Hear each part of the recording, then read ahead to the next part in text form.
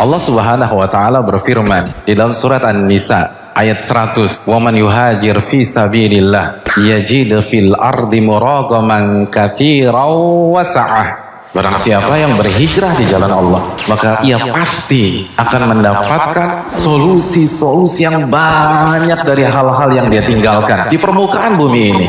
Ketika dia keluar dari pekerjaannya, ketika dia tinggalkan hobinya yang mungkin haram itu, ketika dia mengatakan kata tidak untuk uang haram, ketika dia putuskan hubungan yang tidak diridhai oleh Allah Subhanahu wa taala, Allah janjikan muragaman katsira. Dia akan mendapatkan solusi yang sangat banyak, katsira. Bukan satu, bukan dua, bukan tiga, bukan empat, katsira.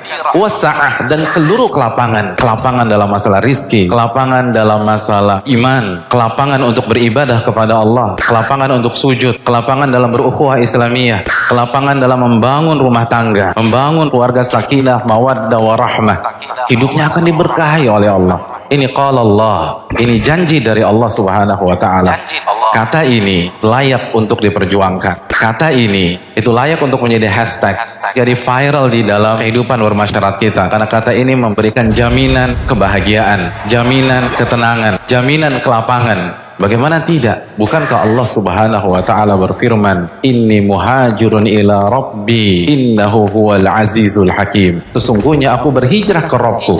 Saat kita berhijrah, kita bukan berhijrah ke orang kaya, kita bukan berhijrah ke orang-orang terkenal, kita berhijrah kepada pencipta alam semesta ini. Kita berhijrah kepada yang punya Jakarta, yang punya Asia, yang punya dunia, Al-Aziz, yang maha perkasa. Nggak ada yang bisa ngalahin zat yang kita berhijrah kepada dirinya. Dan di waktu yang sama Al-Hakim, yang maha bijak. Mungkin ada kerikil dalam saat kita hijrah, tapi itu ada hikmah.